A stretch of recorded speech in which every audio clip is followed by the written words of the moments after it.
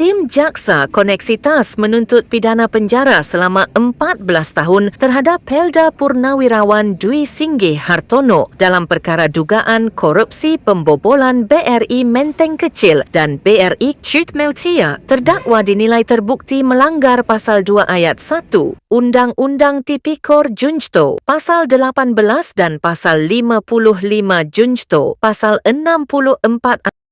Dwi Singgih telah merugikan keuangan negara sebesar 49 miliar rupiah dan tidak menunjukkan itikat baik untuk mengembalikannya, tegas Jaksa Koneksitas saat membacakan tuntutan di persidangan. Selain pidana penjara, jaksa juga menuntut uang pengganti sebesar 49 miliar 22,049 rupiah yang harus dilunasi maksimal 1 bulan setelah putusan berkekuatan hukum tetap. Apabila uang pengganti tidak dibayar, jaksa meminta agar harta benda terdakwa disita dan dilelang. Jika tidak cukup, maka Dwi Singgih akan menjalani pidana tambahan selama 7 tahun dalam perkara ini. Jaksa juga menuntut terdakwa Oki Hari Purwoko dengan pidana penjara selama 4 tahun 6 bulan, denda 750 juta rupiah subsidiar 6 bulan kurungan serta uang pengganti 4,8 juta rupiah yang telah dilunasi. Terdakwa lainnya, M. Sekusmayadi, dituntut pidana penjara selama 5 tahun, denda 750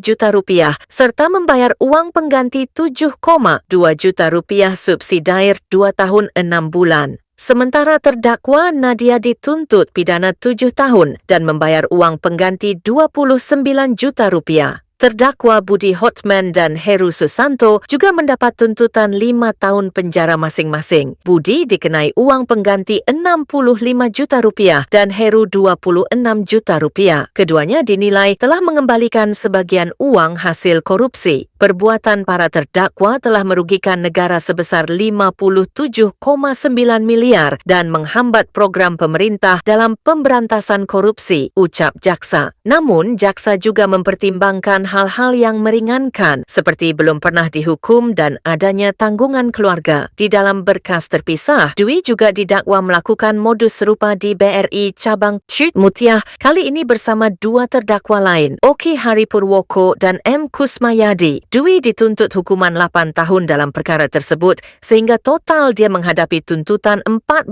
tahun ditambah 8 tahun pidana penjara. A. Menjatuhkan pidana terhadap terdakwa 1 Pelda Purnawirawan Dwi Singgih pidana penjara selama 8 tahun dikurangi selama terdakwa berada dalam tahanan dengan perintah agar terdakwa tetap ditahan di rutan atau rumah tangga negara. B. Menjatuhkan pidana denda sebesar 750 juta rupiah dengan ketentuan apabila denda tidak dibayar maka diganti dengan pidana kurungan selama 6 bulan kurungan. C. Membayar uang pengganti sebesar 5 miliar 569 juta 640.213 rupiah yang harus dilunasi paling lama 1 bulan setelah putusan pengadilan berkekuatan hukum tetap. Dan apabila tidak dilunasi maka harta bendanya dapat disita oleh Kapitur dan milik jaksa penuntut umum.